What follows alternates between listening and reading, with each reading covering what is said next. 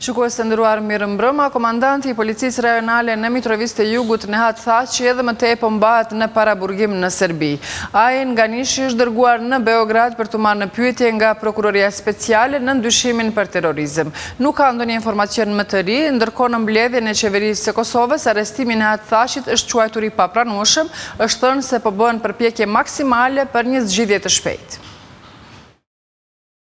Qeveria e Kosovës po merret intenzivisht me rastin e arrestimit të drejtorit të Policisë Rajonale në Mitrovic Nehat Thaçit në Serbi. Tha ministri i punëve të brendshme Skender Hyjseni në mbledhjen e qeverisë, tha se nuk ka bazë ligjore që Nehat Thaçi të mbahet në arrest. Është e papranueshme që shpeshherë në listat e Interpolit figurojnë njerëz që qytetarët e Kosovës që kanë marrë pjesë në luftë, çfarëdo mënyre, është luftë dhe ky është një proces afatgjatë cili duhet të zgjidhet qoftë përmes antarësimit të Kosovës në Interpol, qoftë përmes ndërtimit të marrëdhënieve bilaterale midis shteteve. Ministri i punëve të jashtme Enver Hoxha i shprehu shqetësim për rritjen e numrit të kërkesave të Serbisë në kuadër të Interpolit, me rast shpeshherë qytetarët e Republikës së Kosovës pa asnjë të drejtë po ndalen në kufi të shteteve fqinje. Rastet e tilla janë papranueshme për neve si qeveri e Republikës së Kosovës. Sigur se janë të papranueshme edhe rritja e numrit të kërkesave nga ana e Serbisë në kuadër të Interpolit, ku shpeshherë qytetarët e Republikës së Kosovës pas një të drejtë ndalen në kufi të shteteve fqinje, dhe ne si Ministria e Jashtme deri më tash kemi menaxhuar 4-5 raste ku e falenderojmë shtetet fqinje të Ballkanit, të cilat kanë treguar mirëkuptim.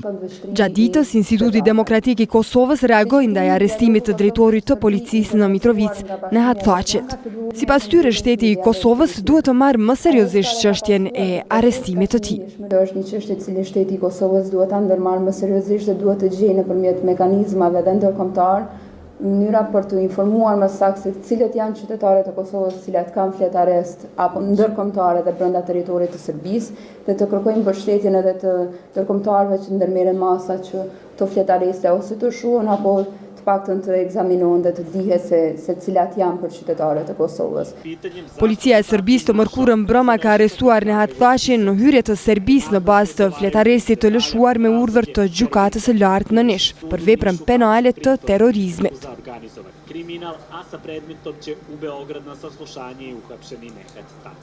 Arrestimi i komandantit të Policisë Rajonale të Mitrovicës së Jugut Nehat Thaçi do të jetë edhe temë e bisedës me mysafirin ton. Do të lidhemi tani drejt për drejt me sheshin Zahir Pajaziti, ku është reporterja jon Fitore Ademi. Përshëndetje Fitore. Përshëndetje Antigona. Atëherë po fillojmë menjëherë me bisedën për të kuptuar më shumë rreth të kësaj teme. Zoti Islami, sot është dita e dytë që drejtori i Policisë Rajonale në Mitrovic po mbahet në arrest në Serbi. Cili është qëndrimi juaj? Si do të përfundoj ky rast i këtij eprori policor? Fillimisht dua të theksoj se arrestimet e fundit, përkatësisht javën e fundit kur u bën 2 arrestime të zyrtarëve të lartë të Republikës së Kosovës nga ana e autoriteteve të Republikës së Serbisë, tregon se shteti serb nuk është i interesuar që të vendosë marrëdhënie me Kosovën, që të normalizojë ato, dhe si të tilla dëshiron që të mbajë të tensionuara. Sa herë i nevojitet Serbisë për qëllime të veta apo për konsum të brendshëm, por edhe për politikat e jashtme, atëherë ndërmerr veprime të pamëotra, siç është rasti i arrestimit të drejtorit të policisë së Republikës së Kosovës përkatësisht të rajonit të jugut të Mitrovicës.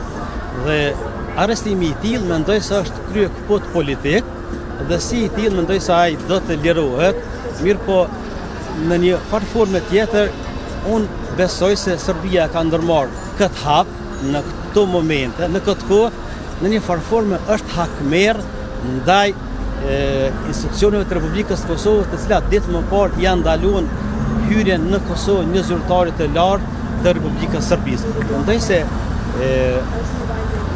në këtë rast institucionet e Republikës së Kosovës kanë ndërmarrë një veprim të qelluar, të cilët sa herë vinë zyrtarët të lartë të institucioneve të Republikës së Serbisë në territorin tonë nxitin nacionalizëm dhe shovenizëm.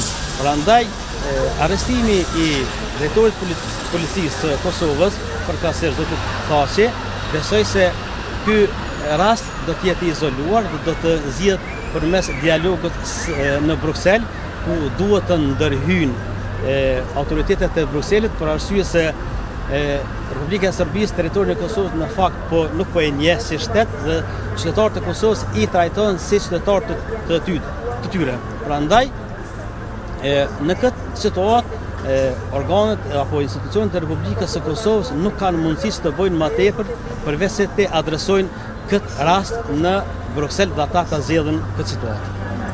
A është handicap në situata si kjo mos anëtarësimi I Kosovës në Interpol?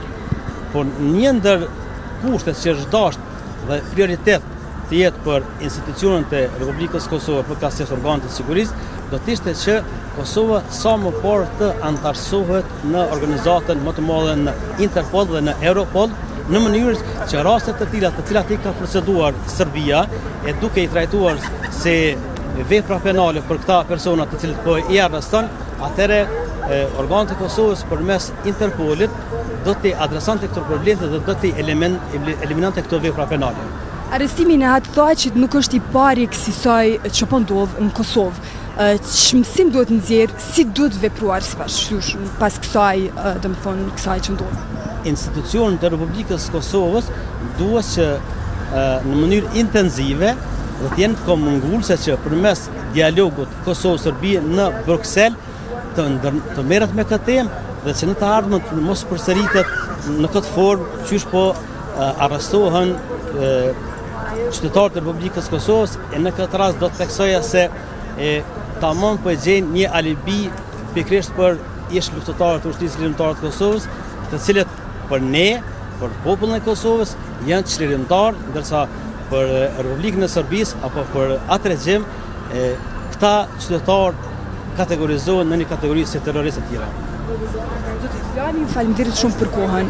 Ishte kjo intervista jonë me profesorin universitar për çështje të sigurisë Avni Islami. Linja për juve. Faleminderit Fitore, pra kishim në lidhje të drejt për drejt reporteren Fitora Ademi, e cila zhvilloi një intervistë me njësin e çështjeve të sigurisë Avni Islami. Në ndërkohë do të realizojmë një lidhje me kolegun Njazi Ejupi, do të lidhemi me deskun e lajmeve për të mësuar nëse kemi ndonjë informacion më të ri lidhur me këtë ngjarje. Njazi? Edhe në këto qaste tek po flasim, komandanti I policisë rajonale në Mitrovic, Nenad Thaçi, po mbahet në paraburgim në Nish. Zëdhënësia e gjykatës së lartë në Nish, Iva Popović, bëri të ditur se kjo gjykatë gjatë ditës do të vendosë se a do të mbetet Thaçi në paraburgim apo do t'i hiqet kjo mas. Pritet që vendimi I gjykatës të kumtohet sonte. Një ditë më parë, Nenad Thaçi ishte dërguar nga Nishi në Beograd për të marrë në pyetje nga prokuroria speciale për të kthyer rasti sërish në Nish. Tani me rastin Thaçi po merret prokuroria republikane për krim të organizuar e Serbisë, njoftoi për Radion Evropa e Lirë zëdhënësi I prokurorisë së lartë në Nish, Vladimir Stanojević.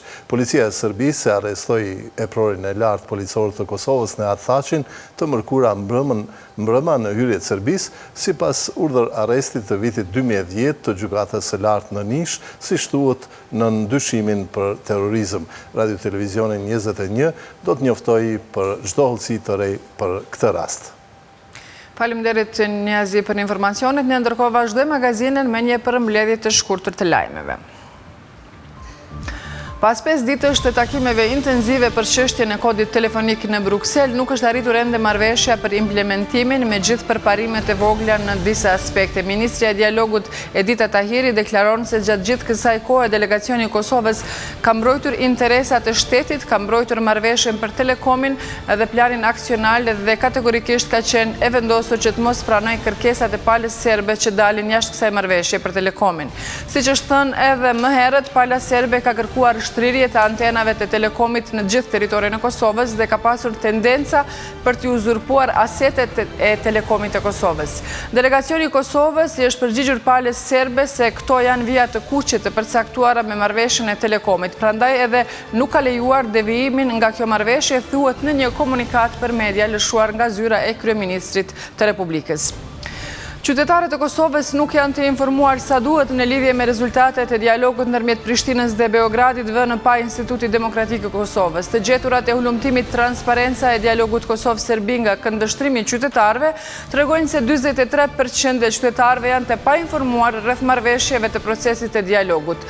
Rreth 76% e tyre thuhet se janë të pakënaqur me mbikëqyrjen që kuvendi ushtron ndaj qeverisë në këtë proces, ndërkaq 75% thuhet se janë të pakënaqur me nivelin e përfshirjes së tyre. Qeveria e Kosovës ka miratuar projekt ligjin për lirinë fetare me cilin rregullohet statusi juridik i bashkësive fetare dhe projekt ligjin për kontrollin e brendshëm të financave publike. Po ashtu është miratuar edhe koncept dokumenti për bujqësi dhe zhvillim rural me cilin synohet thithja e fondeve nga donatorët potencial për përkrahjen e bujqësisë. Kabineti qeveritar ka miratuar edhe koncept dokumentin për sigurimet shëndetësore si dhe vendimin përfundimtar të shpronësimit të pronave të paluajtshme për realizimin e projektit të ngrohtores në Gjakov. Ministri i Punëve të Jashtme i Republikës së Kosovës Enver Hoxha e ka bërë me dije se brenda këtij viti pavarësia e Kosovës do të njihet edhe nga 3 shtete. Konfirmimin për këtë, Ministri Hoxha e ka marrë gjatë takimeve që ka zhvilluar në New York, ku ka marrë pjesë në punimet e Asamblesë së Përgjithshme të Organizatës së Kombeve të Bashkuara, me që rast ka realizuar më shumë se 70 takime me përfaqësues të shteteve të ndryshme. Hoxha ka theksuar se qëllimi i dytë gjatë pjesëmarrjes në punimet e Asamblesë ka qenë zyrtarizimi i raporteve ndërshtetërore me disa nga shtetet që tashmë e kanë njohur Kosovën me qëllim të avancimit të raporteve bilaterale. Shefi i diplomacisë kosovare ka theksuar se qëllimi i tretë i vizitës në New York ka qenë edhe sigurimi i votave për Kosovën nëse Kosova do të aplikojë në organizata të ndryshme ndërkombëtare. I akuzuari për veprën penale e rekrutim për terrorizëm Fatos Rizvanolli pritet që të dalë para trupit gjykues me 11 tetor bën të ditur gjykata themelore në Ferizaj. Rizvanolli është arrestuar me 16 mars të këtij viti në ndyshimin se ka kryer transportin e kosovarëve për në Siri, si dhe ka mbuluar financiarisht udhëtimet e tyre për t'u bashkuar grupeve terroriste.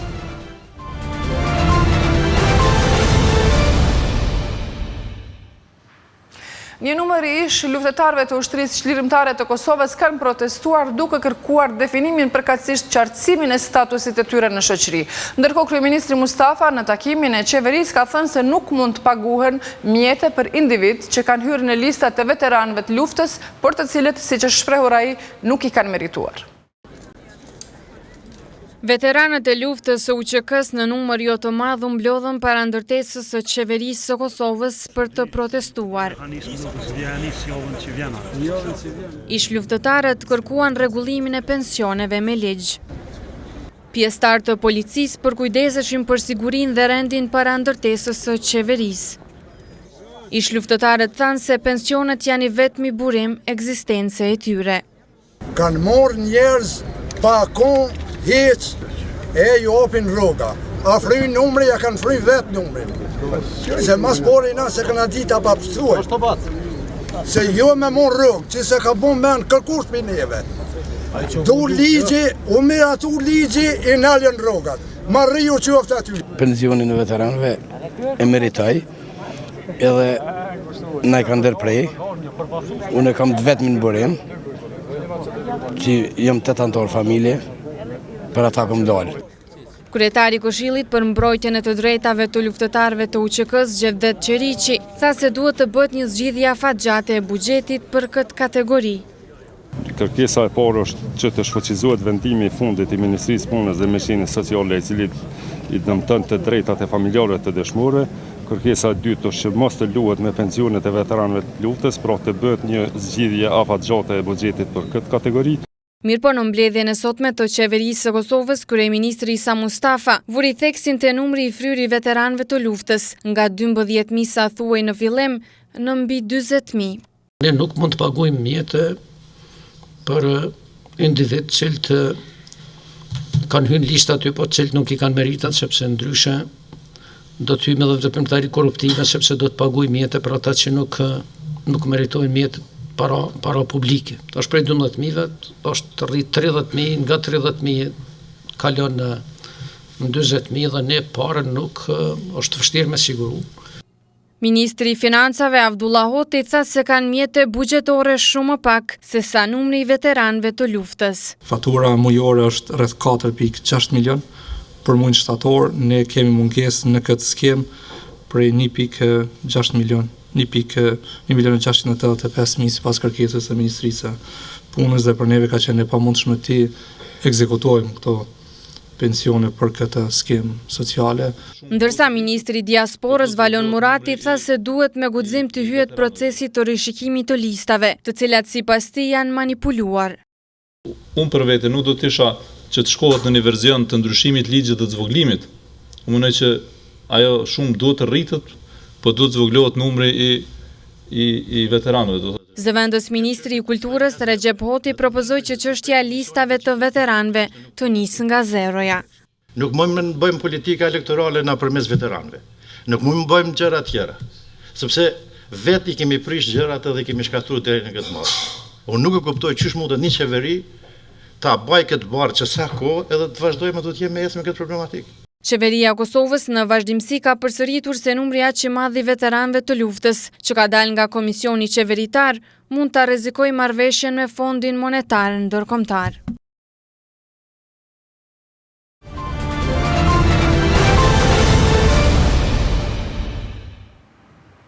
Buxheti për vitin 2017 planifikohet që të jetë 2 miliard euro, i zbatueshëm, i qëndrueshëm dhe që ruan stabilitetin fiskal. Me këtë vlerë buxhetore pritet që shkalla e zhvillimit të arrijë 4.4% me një deficit prej 1.5%. Kështu është në diskutimin e parë publik të projekt ligjit për buxhetin për vitin 2017, i cili i finalizuar pritet që t'i dorëzohet qeverisë deri me 26 tetor për të proceduar pastaj për shqyrtim në Kuvendin e Kosovës.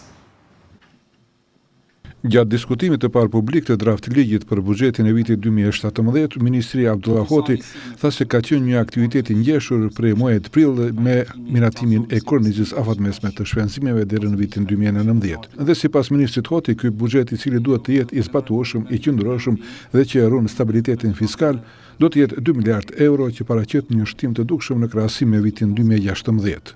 Buxheti i vitit 2017 do të jetë 2 miliard euro. Që është një kapërcim signifikant krahasu me vitin 2016 edhe shumë i madh krahasu me 2014 dhe 2015. Rritja kaq e madhe e buxhetit shkon kryesisht për investime kapitale, jo për shpenzime korrente ose për shpenzime të tjera. Nëse shohim në strukturë krahasu me këtë vit, pra me vitin 2016, gjatë vitit të ardhshëm ne investimet kapitali rrisin për 51%, ndërka që shpenzimet të rrjes rritin vetëm me 5% më shumë se sa që i kemi pas si vjet. Duke arsyetuar orientimin djathtis të qeverisë Mustafa, Ministri Hoti tha se synimi ka qenë në uljen e taksave dhe të shpenzimeve si dhe në pjesëmarrjen e tyre në brutoproduktin vendor. Me këtë buxhet ne mbajmë pjesëmarrjen e tyrave totale në brutoproduktin vendor në 27% dhe i mbajmë shpenzimet totale në brutoproduktin vendor në rreth 30%. Ne gjithashtu me këtë buxhet mbajmë borxhin publik prej 14 deri në 15% të GDP-s, varësisht prej vlerësimeve që kemi të GDP-s për vitin e ardhshëm, varësisht prej normave që arrijmë dhe progresit që bëjmë në disbursimin e mjeteve të ndryshme nga marrëveshjet ekonomike, marrëveshjet financiare ndërkombëtare.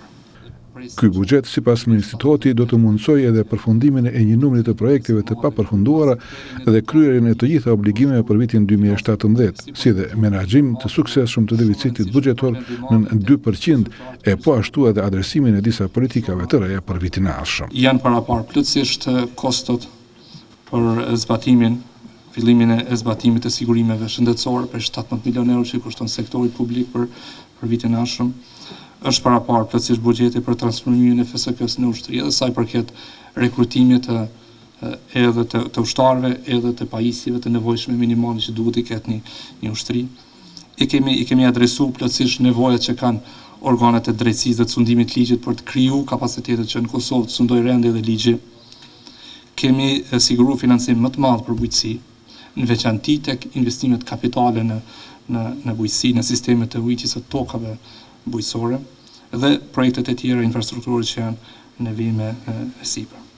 Me këtë buxhet i cili nga të hyrat tatimore pritet të realizojë 1 miliard e 512 milion euro, pritet një shkallë zhvillimore prej 4.4%, ndërkaq bruto prodhimi vendor planifikohet të jetë mbi 6 miliard euro, ndërkohë që shpenzimet të kapin vetëm 30% të këtij bruto prodhimi vendor, me një inflacion vjetor prej 0.7%.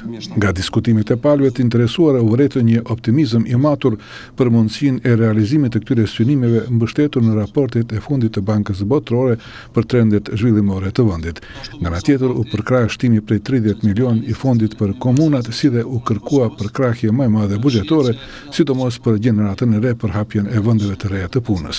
Sipas dinamikës së mëtutjeshme, deri në 26 tetor drafti i finalizuar do të dërgohet të qeverisë për miratim, që më pas të hyjë në procedurë kuendore deri në fund të vitit.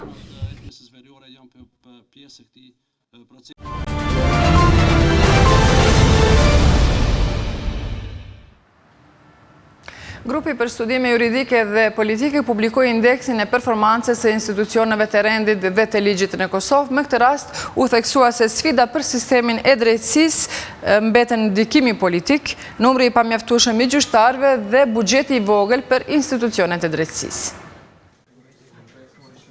61.1% e qytetarëve të Kosovës mendojnë se personat që kanë ndikim politik kanë më pak gjasa të ndëshkohen. 71.8% e tyre mendojnë se këta persona influencohen më shumë. Janë të dhënat e publikuara nga grupi për studime juridike dhe politike. Pasi gjykatat kanë qenë ato që kanë dalë nga perceptimi i qytetarëve si institucioni më pak i vlerësuar apo edhe më shumë i korruptuar. Në këto indikator strukturor është përdorur një metodologji që përdoret edhe në vendet e tjera të Bashkimit Evropian për matjen e performancës së punës së gjyqtarëve apo performancën më saktë të gjykatës në tërësi.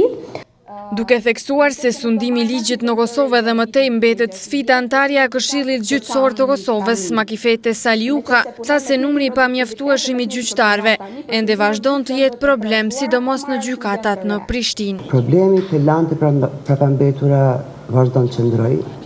Kjo nuk mund t'ju mbeshet si faj, kushtimisht të thënë, gjyqtarëve që aktualisht punojnë në sistemin gjyqësor të Kosovës.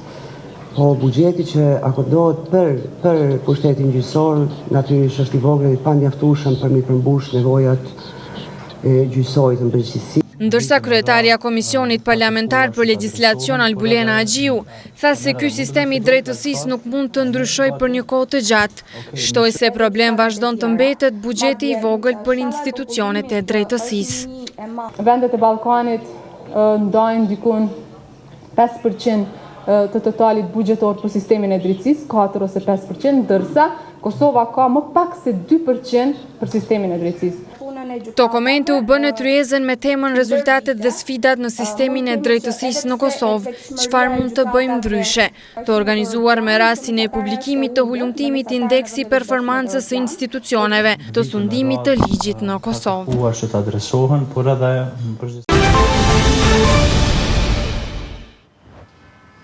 Sot është zhvilluar ceremonia e betimit e 16 kadetëve të rinj të Forcës së Sigurisë së Kosovës, të cilët pas përzgjedhjes do të vazhdojnë studimet në qendrën për studime universitare të kësaj force. Këta 16 kadet të rinj, 15 nga Kosova dhe 1 nga Shqipëria bën betimin e tyre si pjesëtar të Forcës së Sigurisë së Kosovës. Në mesin e kadetëve të rinj është edhe Luan Haradinaj, djali i dëshmorit të kombit Shkelzen Haradinaj, si dhe 2 femra.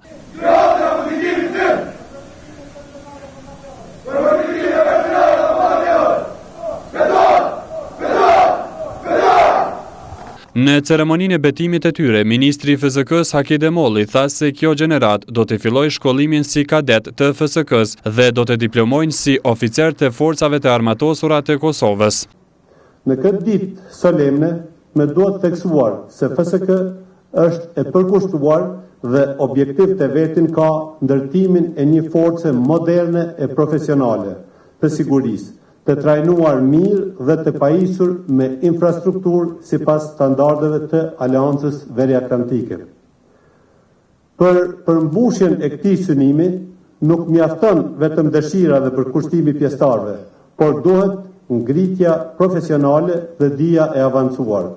e cila mund të arrihet vetëm përmes shkollimit dhe trajnimit të kuadrove të reja në akademi dhe institucione bashkohore ushtarake. Kurse Enver Cikaçi, komandant në qendrën e edukimit të FSK-s, bëri të ditur se deri më tash në këtë qendër janë diplomuar 85 oficer.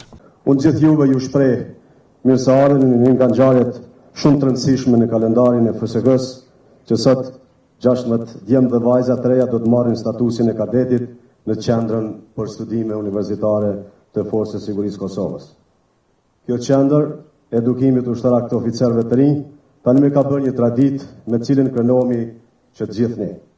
Sot në Forcën e Sigurisë Kosovës numërojmë 85 oficerë të promovuar nga kjo qendër, të cilët janë duke bërë një punë të shkëlqyer në gjitha njësitë e Forcës së Sigurisë Kosovës.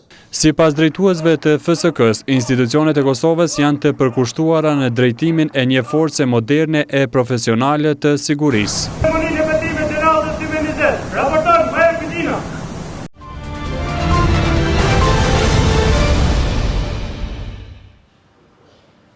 Në prezantimin e ulumtimit analiza e politikave lokale shëndetësore të qendrës kosovare për zhvillim dhe avokim, u tha se mjekësia familjare është boshti kurrizor i sistemit të kujdesit shëndetësor.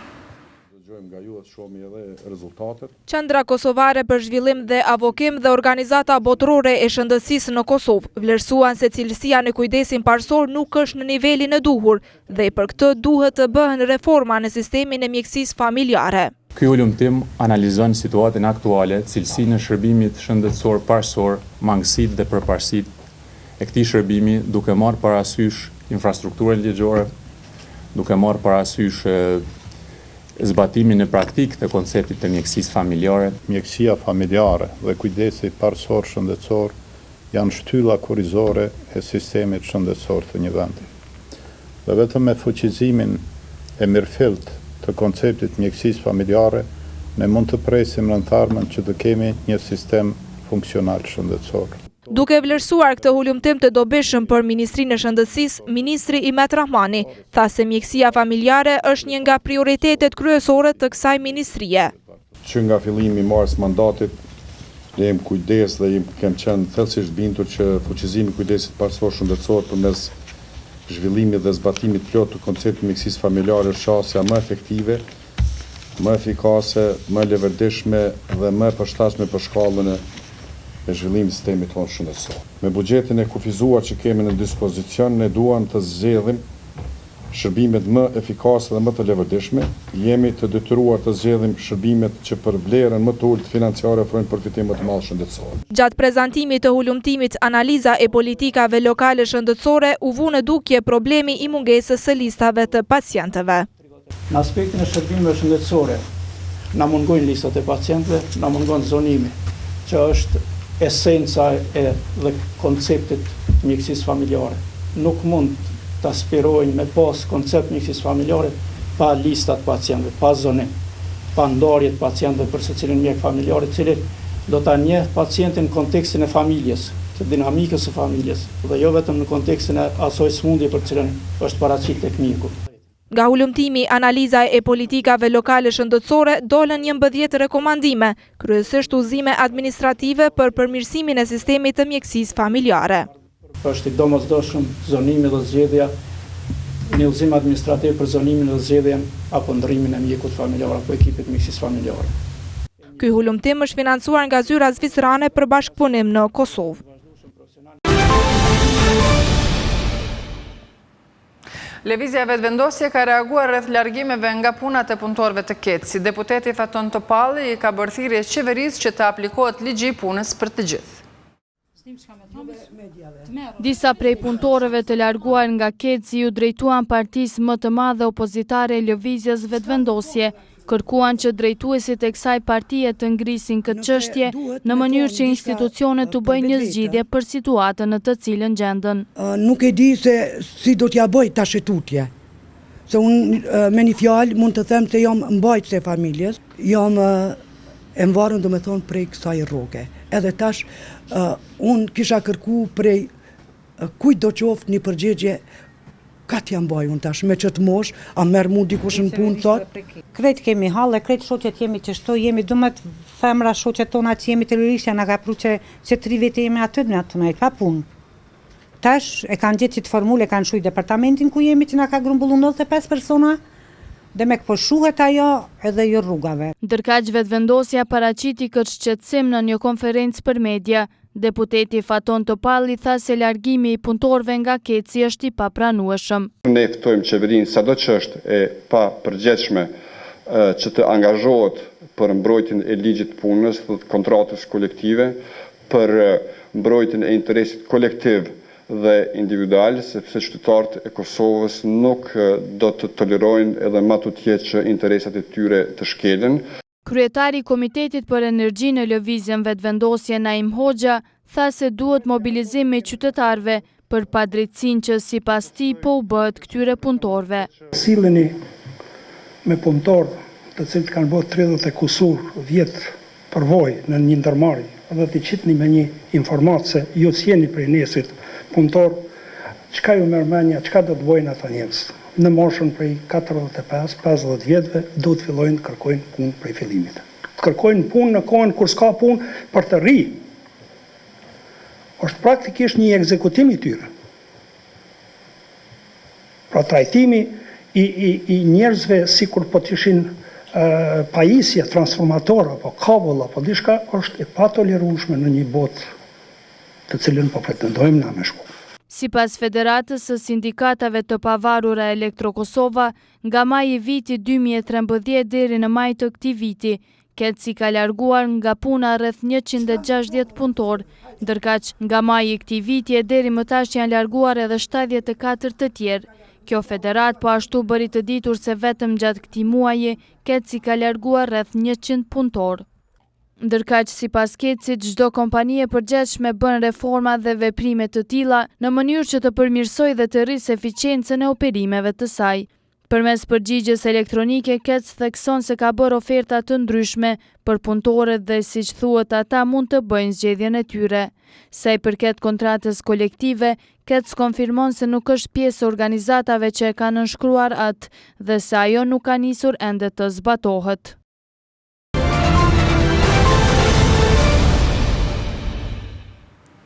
Mbrëm në Kishën Katolike në Prishtinë shënëndohu, filloi edicioni i 8 i festivalit ndërkombëtar Tingujt e Flautit, i cili kushtohet shëntrimit e Nënës Tereze.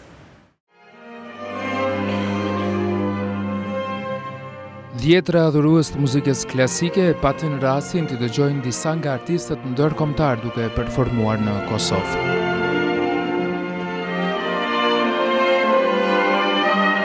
Shfaqjen e hapi orkestra kamertale Orfeus në dirigjimin e Rajko Hristov, së bashku me solistën kosovare Jeta Qitaku.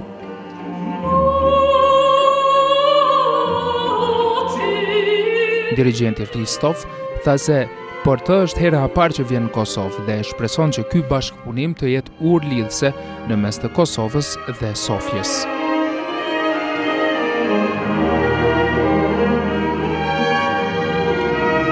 Do të dëshiroja të vi prap në Kosovë pasi që kjo ishte hera e parë për mua.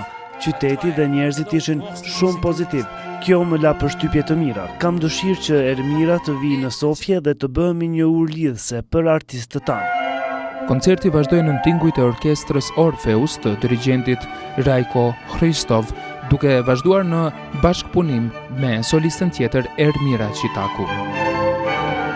Solistja Mikaela Hrabankova tha se ndjehet e lumtur që ju dha mundësia të performoj bashkë me këtë orkestër fantastike siç është Orfeus. Unë isha shumë e lumtur të kthesha këtu sepse është hera e tretë që unë vi në Kosovë. Publiku ishte shumë i lumtur për performancën tonë, po ashtu jam shumë e lumtur të performoj me këtë orkestër, sepse kanë një stil shumë të mirë për të luajtur, janë të fuqishëm dhe kanë shumë energji. Kurse bashkëorganizatorja dhe solistja Ermira Qitaku tha se është kënaqësi, njëherë është edhe sfidë të performosh me artist me përvojë. Është gjithmonë më special dhe u arrit ndoshta një ndjenjë më e posaçme se sa që kur luhet në ndonjë sallë tjetër. Në kuadër të festivalit Tingujt e Flautit, parashihet të shfaqen 8 koncerte të kohë paskoshme.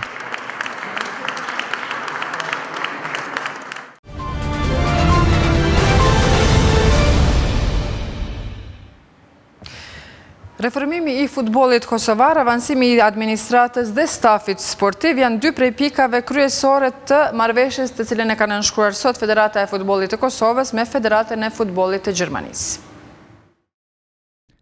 Në praktën 2 ndeshjeve kualifikuese për kampionatin botror Rusi 2018, Federata e Futbollit të Kosovës ka shënuar një sukses të jashtëzakonshëm duke arritur të nënshkruajë marrëveshje bashkëpunimi me njërin prej federatave më të mëdha në botë, Federatën e vendit kampion të botës aktualisht, atë të Gjermanisë, DFB-n, me të cilën Federata e Futbollit të Kosovës tashmë do të bashkëpunojë në disa sfera mjaft të rëndësishme.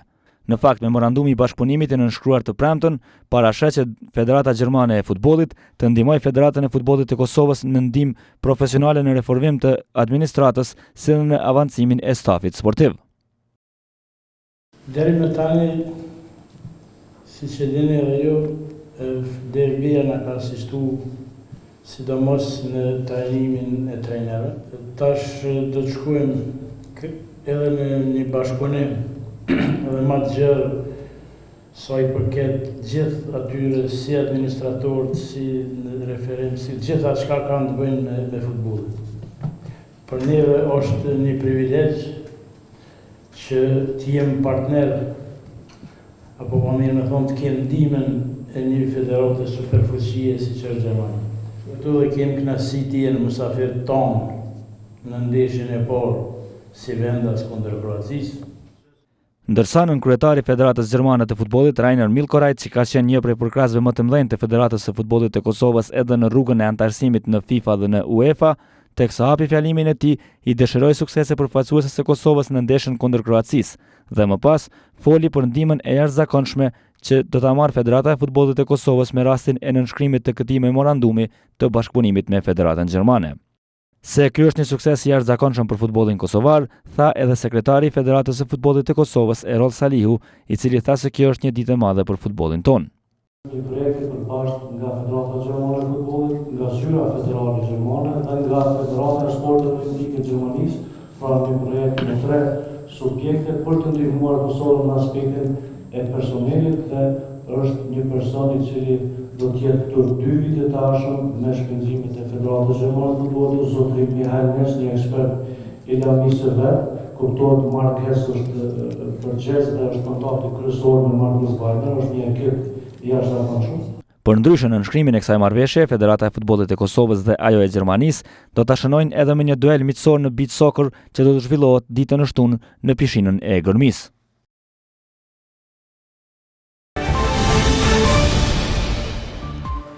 Të nderuar shikues, këto ishin të gjitha informacionet që kemi përgatitur për këtë edicion të magazinës tonë informative. Ju falenderoj për vëmendjen dhe ju dëshiroj fundjavë të këndshme në shoqëri me programin tonë. Mirupafshi.